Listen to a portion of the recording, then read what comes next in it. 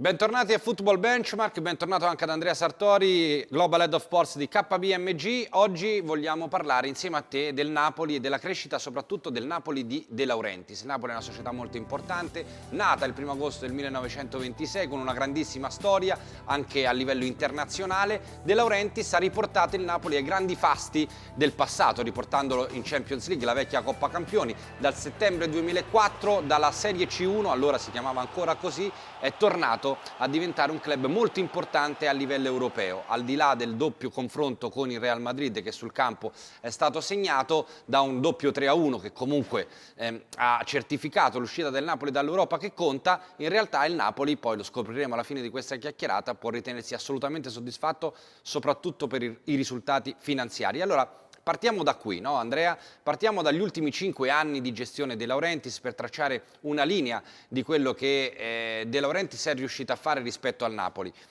Come è cambiato il Napoli e che impatto ha partecipare alla Champions League non solo per il Napoli, in realtà per tutte le squadre? Beh, indubbiamente il Napoli, iniziamo subito a dire che è una delle squadre italiane meglio gestite. È una squadra che durante gli ultimi 5 anni ha avuto dei ricavi che si sono aggirati, diciamo, tra i 120 milioni e i 150 milioni di euro.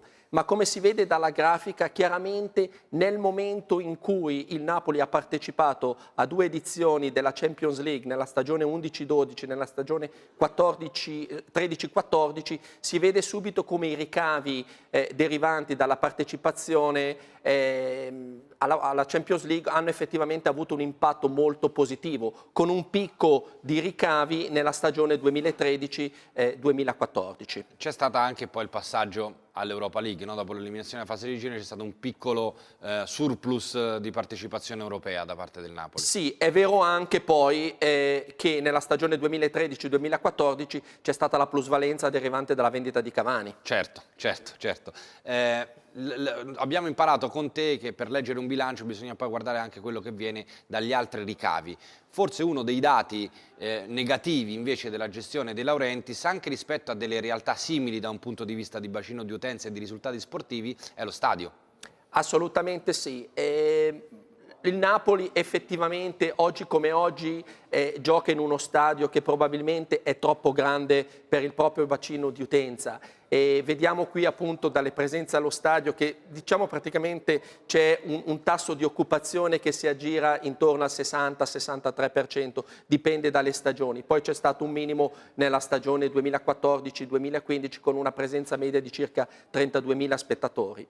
Lo stadio da 20.000 che vorrebbe fare De Laurentiis però sarebbe troppo piccolo. Probabilmente sarebbe troppo piccolo. Probabilmente uno stadio intorno ai 40.000 posti sarebbe, 35-40.000 posti potrebbe essere la capienza ideale per il Napoli. Paradossalmente avere uno stadio più piccolo potrebbe portare più incassi? Certo, più piccolo del San Paolo, è una questione di domanda e di offerta. Più posti tu hai, più a un certo senso dovresti diminuire il livello dei prezzi al fine di andare a riempire questo stadio. Un esempio chiaro è quello della Juventus. Se la Juventus avesse avuto uno stadio da 60.000 posti per riempirlo in campionato, probabilmente dovrebbe ridurre il prezzo medio del biglietto. Se lo stadio è sicuramente uno dei punti su cui il Napoli può migliorare le proprie performance, di sicuro, o perlomeno dicelo tu, non può migliorare il costo del personale, perché nonostante la squadra è molto competitiva, rimane su un grado di sostenibilità da un punto di vista di stipendi pagati ai propri giocatori, fondamentalmente dirigenti, no? Il Napoli è una squadra, come dicevo all'inizio, molto ben gestita e il rapporto costo del personale, ricavi durante gli anni che stiamo analizzando, questi ultimi 5 anni, è sempre stato ben al di sotto del parametro UEFA del 70%.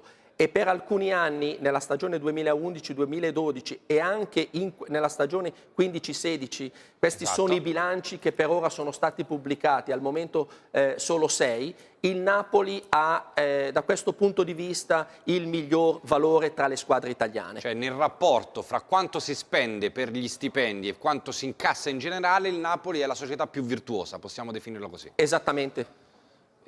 Qui vediamo ad esempio, a proposito di bilanci certificati da KPMG, in classifica il Napoli, come vedete, è in fondo. Essere in fondo in questo caso significa essere stati più bravi degli altri. Assolutamente.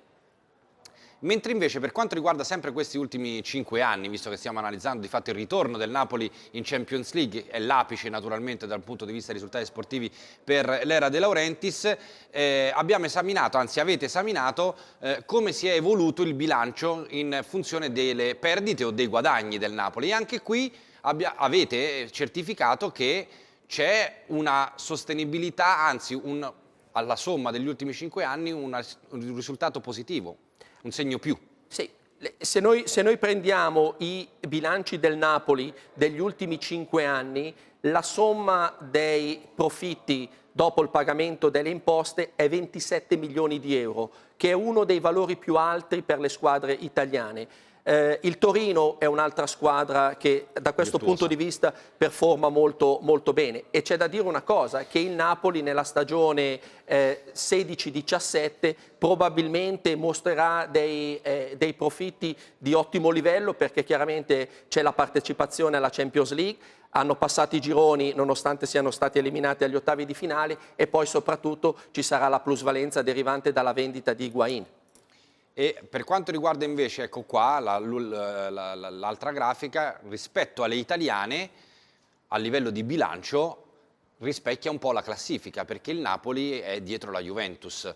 Possiamo definirle quasi uguali, chiaramente sono diversi i valori da cui si parte in partenza, ma un +4 e un -3 in generale sull'esercizio scorso, diciamo che sono equivalenti, no? Sì, sia la Juventus che il Napoli, come dicevi giustamente te, nonostante siano due società che a livelli di ricavi abbiano ancora delle differenze molto importanti, il Napoli comunque ha un livello di profittabilità che è di ottimo livello, e poi secondo me non bisogna mai guardare la stagione singola, ma è sempre meglio guardare un arco temporale di 3-4 anni.